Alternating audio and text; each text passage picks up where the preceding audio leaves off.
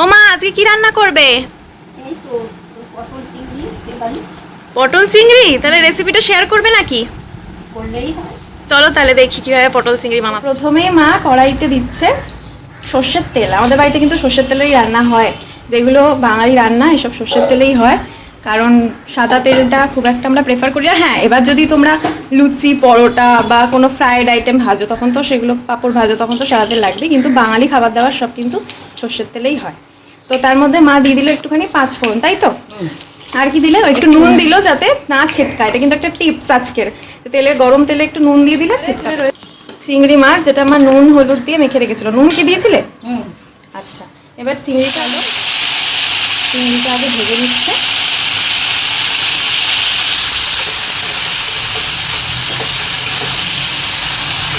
চিংড়িটা ভাজা হচ্ছে যতক্ষণ, ততক্ষণ আমি একটু তোমাদের দেখিয়ে দিই যে এই পটল চিংড়ি বানাতে পটল আর চিংড়ি ছাড়া কী কী লাগছে। এখানে তো দেখছো সুন্দর করে ঝিরি ঝিরি করে পেঁয়াজ কেটে রাখা আছে। এখানে অবশ্যই পটল আর আলু কেটে ধুয়ে ভেজানো আছে। এখানে একটা মিক্স মশলা আছে। এটা কী কী আছে মা? টমেটো, জিরে গুঁড়ো, ধনে গুঁড়ো, লঙ্কা গুঁড়ো, কাশ্মীরি লঙ্কা গুঁড়ো, হলুদ আর গরম মশলা। আচ্ছা, আদা রসুনের পেস্ট ব্যবহার করছো? হ্যাঁ, আদা রসুনের পেস্ট। তাহলে এর মধ্যে রয়েছে আদা রসুনের পেস্ট, টমেটো পেস্ট, তার সাথে যেগুলো বেসিক মশলা হয়, যেমন জিরে, ধনে, হলুদ, শুকনো লঙ্কার গুঁড়ো অল্প, আর কাশ্মীরি লঙ্কার গুঁড়ো, তার সাথে গরম মশলা। তো এই হচ্ছে সব দিয়ে ভেজে নেব। সবাই মোটামুটি পটল চিংড়ি রান্না করতে জানো, কিন্তু ওই মা কীভাবে করে আর কি, তো টেস্টি হয়। তো সেটাই আর কি তোমাদের সাথে শেয়ার করছি। তো সুন্দর করে চিংড়িটা কিন্তু ভালো করে ভেজে নেবে। এবার কেউ কেউ তোমরা মাছ একটু কড়া ভাজা পছন্দ করো, কেউ কেউ আবার হালকা ভাজা পছন্দ করো। চিংড়ি মাছটা বেশি ভাজলে আবার রবাট হয়ে যায়, কিন্তু আমাদের একটু ভাজা ভালো লাগে। তো একদম কাঁচা কাঁচা রাখবে না মা, একটু ভেজে নেবে মোটামুটি, যাতে রবাটও না হয়ে যায় আবার একদম শক্ত কাঁচা কাঁচাও না থাকে। তো আগে চিংড়িটা ভাজা হয়ে যাক, তারপর তোমাদের সাথে আসছি যে কীভাবে করতে। ঠিক এতটা অবস্থায় এসে আমরা তুলে নিচ্ছি, ঠিক আছে? যাতে এটা কাঁচাও থাকবে না, কষ্টও করবে না, আবার একদম মানে ফ্রাই হয়ে একদম রবারও হয়ে যাবে না। অন্য মাছ হলে কিন্তু একটু কড়া ভাজা ঠিক আছে, কিন্তু চিংড়ির জন্য এই এতটা ভাজা ঠিক আছে। তো মা এখানে চিংড়িগুলো ভাজা হয়ে গেছে, এবার তুলে আর একটু তেল অ্যাড করছে। এবারে পটল আর আলুটা ভেজে নেবে। আগে মা পটলগুলো দিয়ে দিচ্ছে, পটলগুলো আগে ভাজবে। কথা শুনতে একটু অসুবিধা হতে পারে, কারণ কি রান্নার আওয়াজটাই অনেকটা জোরে। তো আমি খুব শিগগিরই একটা মাইক কিনছি, যাতে তোমাদের সুন্দর করে আমি ভিডিও দিতে পারি, কোনো রকম গ্লিচ বা প্রবলেম না হয় এবং ভয়েসও পরিষ্কার শোনা যায়। তো পটলটাকে আমার কিন্তু এখানে বেশ ভালো করেই ভাজবে, লাল করে ভাজবে। ভালো করে ভাজা না হলে টেস্ট কিন্তু আজ হবে না। দেখো পটল কিন্তু ভাজা হয়ে গেছে। তো এখানে হলুদ দিয়েছো? কিছু দাওনি তো? নুন হলুদ কিছু দাওনি, কারণ অলরেডি মশলায় হলুদ আছে, আর নুন তো দেবে কষানোর সময়, তখনই নুনটা টেনে নেবে। তাই জন্য মাছ শুরুই পটলগুলো ভেজেছে। তোমরা চাইলে একটু হলুদ দিতে পারো, কারণ আমি যখন রান্না করি আমি একটু হলুদ দিয়েই ভাজি, তাই বললাম আর কি। তো পটল ভাজা হয়ে গেছে, এরপরে আলুটাও ভাজছে। প্রথমে কিছুটা তেজপাতা, আচ্ছা আগে পেঁয়াজ দিচ্ছে। তেজপাতার মধ্যে পেঁয়াজ কুচিটা দিয়ে হালকা করে ভেজে নেবে, তারপরে দিয়ে দেবে আলুটা।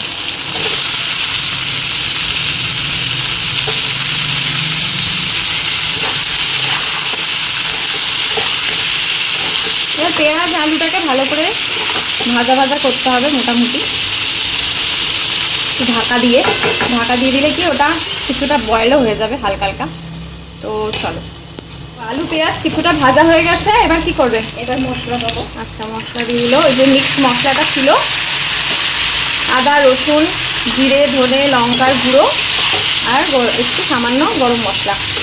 এসব রান্না একটু গরম মশলা না দিলে কিন্তু ভালো লাগে না, যার জন্য এবার এটা দিয়ে কষাবে। পটলটা কখন দেবে? এই তো এবার এটা একটু কষি পটলটা দেবো। আচ্ছা, এটা হালকা করে কষে তারপরে পটলটা অ্যাড করতে হবে। সাথে কষাতে এবার দিয়ে দেবো হচ্ছে পটলটা, চিংড়িটাও। আচ্ছা, পটল চিংড়ি ভেজে রাখা যা ছিল সেটা, আর এই যে চিংড়ি মাছের জুসটা থাকে না, এটাতেই অর্ধেক রান্না আরও বেশি টেস্টি হয়ে যায়। যাই হোক, এবারে চিংড়ি পটল আলু সব কিছু মশলার সাথে সুন্দর করে কষাতে হবে। ধৈর্য ধরে সুন্দর করে যত কষাবে তত পটল আলু সব কিছুর ভেতরে সব জিনিসপত্র ঢুকবে, তেল মশলা আর বেশি টেস্টি হবে। তো এবার ভালো করে কষিয়ে নিক মা, তারপরে আমি আসছি। আচ্ছা, মা তো নুন দেবে, নুন কষাবে যখন তখন নুনটা দিয়ে দেবে, তাহলে পরে তোমার সব কিছুর ভেতরে নুনটা ঢুকবে, খেতে আরও টেস্টি। এবার যে মশলার বাটিটা ছিল সেটার মধ্যে একটু জল দিয়ে দিচ্ছে, একটু করে জল দেবে, কষাবে, জল দেবে আর কষাবে, তাহলে পরে তলায় মশলাটা লেগে যাবে না। সাথে কষাতে কিন্তু এরকম একটা পজিশানে এসছে, একটুখানি জল দিয়েছে আবার কষিয়েছে, একটুখানি জল দিয়েছে আবার কষিয়েছে, এইভাবে ভেবে এই আরও একটু কষাতে হবে, তারপরে আলটিমেটলি জলটা দেবে মা, কারণ একদম ড্রাই তো হবে না, হালকা একটু গ্রেভি হবে, তো যার জন্য এখন আরেকটু কষানো হবে। আস্তে আস্তে কিন্তু এটার লুকটা পুরো চেঞ্জ হয়ে যাচ্ছে। এবার মোটামুটি জল দেওয়ার টাইম হয়ে এসছে, মায়ের জন্য এখানে পাশেই গরম জল বসিয়েছে। তোমরা অবশ্যই রান্নায় নর্মাল জলের থেকে গরম জল ইউজ করে দেখবে, রান্নার টেস্ট আরও বেটার হয়। তো কষানো কমপ্লিট, এবারে মা জল দেবে, গরম জল যেটা করেছিল সে গরম জলটা এবার দিয়ে দেবে। এতটাই, আর দেবে না, আর লাগবে না মনে হয়। তো মোটামুটি এরম বাটি হাফ বাটি জল দিয়েছে, তোমরা যতটা ঝোল রাখতে চাও বা গ্রেভি রাখতে চাও সেই অনুযায়ী তোমরা দিতে পারো। আচ্ছা, আর একটু অ্যাড করছে। এবার এটা ভালো করে ফুটবে, কারণ আলুও কিছুটা সেদ্ধ হওয়া বাকি আছে, আর কষার সময় তো মশলাপাতি যা ছিল ঢুকেই গেছে। কাঁচা লঙ্কা, আচ্ছা, কাঁচা লঙ্কা দিয়ে দিচ্ছে 3টে। তো বাকি যে মশলা বা নুন যা কিছু ঢোকার আছে সেগুলো একদম প্রপার ঢুকে যাবে, তারপরেই আমাদের রেডি হয়ে যাবে পটল চিংড়ি। আর গ্যাসের ফ্লেমটা কিন্তু একদম হাই করা আছে, কারণ জলটাকে একটু টানাতে হবে। ঠিক আছে, এবার একদম আসছি এটাকে একদম রেডি করার পর। এই দেখো হয়ে এসছে কিন্তু পটল চিংড়ি, এই হচ্ছে পটল চিংড়ি। এবার কি নামাবে? এবার না, কমপ্লিট, যেহেতু ভাত দিয়ে খাওয়া হবে, হালকা গ্রেভি রাখা হয়েছে, আর পটল চিংড়ি কিন্তু একদম রেডি। দেখো আলুও সিদ্ধ হয়ে গেছে, পটলও সব সিদ্ধ হয়ে গেছে। হ্যাঁ, সুন্দর, সব কিছুতে একদম তেল মশলা ঢুকে গেছে। এবার যখন খাবো তোমাদের জানাবো যে কেমন। এই দেখো, এই হচ্ছে পটল চিংড়ির এবার ফাইনাল লুকটা তোমাদেরকে দেখালাম। বাটিতে ঢালার পর, সার্ভ করার পর এটা দেখতে কতটা টেস্টি হয়েছে। আর গ্রেভিটা যতটা ছিল দেখো ততটা কিন্তু নেই, কারণ টেনে নিয়েছে ব্যাপারটা।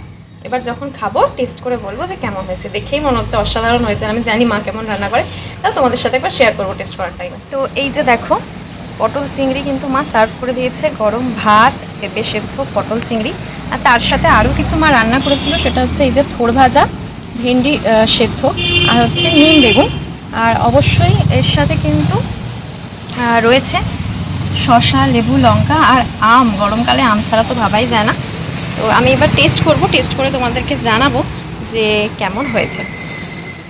তো খাচ্ছি, প্রথমে পেঁপে সেদ্ধ খাচ্ছি, তারপরে বাকি যা যা হয়েছে থোড় ভাজা, ঢেঁড়স সেদ্ধ, নিম বেগুন সব কটা আগে খাবো, তারপর তোমাদেরকে পটল চিংড়ি যখন খাবো তখন দেখাচ্ছি। আর ভিডিও ধরে দেওয়ার কেউ নেই গাইজ, তাই জন্য আমি ধরছি। তো যখন পটল চিংড়ি খাচ্ছি তখন আসি। তো এবার পটল চিংড়ি ফাইনালি ট্রাই করবো। পটল মাখলাম, চিংড়ি নিলাম, একটু গ্রেভি নিলাম, একটু আলু নিলাম, মাখলাম সুন্দর করে। লেবু দিতে ভুলে গেছি।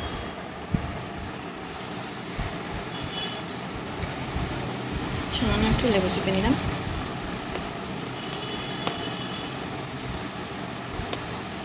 এবার দেখি হচ্ছে ফাইনাল টেস্ট কেমন হয়েছে।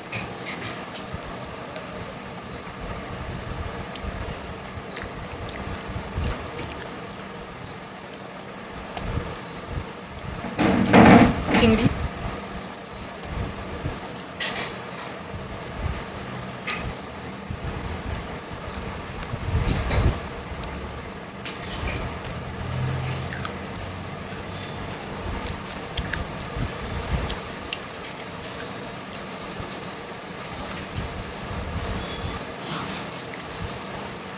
এরকম রান্না হলে, একটাই এরকম সুন্দর রান্না হলে আর 10-12টা রান্নার দরকারই পড়ে না। কিন্তু যা যা হয়েছে, থোড় ভাজা, নিম বেগুন, এগুলো খাওয়া উচিত, কিন্তু এরকম একটা রান্না হলে এই দিয়েই গোটা ভাতটা খাওয়া হয়ে যায়, আর অন্য কোনো রান্না লাগে না, এতটাই টেস্টি হয়েছে। তোমরা বাড়িতে এই স্টাইলের রেসিপিটা যদি না ট্রাই করে থাকো তাহলে ট্রাই করো। তো যেমনটা তোমরা দেখলে, খাওয়া আমার কমপ্লিট। আর খেয়ে এত পেট ভরে গেছিলো যে আমি একটু ল্যাব খেতে শুরু করে দিয়েছিলাম, তারপর মনে পড়লো যে আউটরো নেওয়া বাকি। তো রেসিপিটা তোমরা ট্রাই করবে, আশা করি আমার এক্সপ্রেশন থেকে বুঝতেই পেরেছিলে খাওয়ার সময় যে কতটা টেস্টি হয়েছে। তো তোমরাও ট্রাই করবে, আর ট্রাই করে কমেন্ট বক্সে জানাবে যে তোমাদের কেমন লেগেছে, আর নর্মালি ভিডিওটা দেখেও জানাও যে কেমন লেগেছে। এটা আমাদের একটা ফার্স্ট শুরু প্রচেষ্টা ছিল। আর তোমাদের কী কী রেসিপি তোমরা দেখতে চাও না চাও সেটা তোমরা কমেন্ট করতে পারো, আমরা নেক্সট ওগুলো আনার চেষ্টা করব। সপ্তাহে 3টে করে ভিডিও দেওয়ার চেষ্টা করব, তার সাথে তো শর্টস থাকবেই, 2টো করে ননভেজ আর 1টা করে ভেজ আইটেম থাকবে প্রতি সপ্তাহে। ঠিক আছে, চলো, ভালো লাগলে চ্যানেলটাকে সাবস্ক্রাইব করো, লাইক কমেন্ট শেয়ার করে দিও, মায়ের পাশে থেকো। আর মাকে নিতে পারলাম না আউটরোতে, কারণ মা একটু গরমে একটু হালকা ফুলকা জামা কাপড় পরেছে, তো যার জন্য মাকে নিচ্ছি না। ঠিক আছে, দেখা হচ্ছে পরের ভিডিওতে, আজকের জন্য টাটা।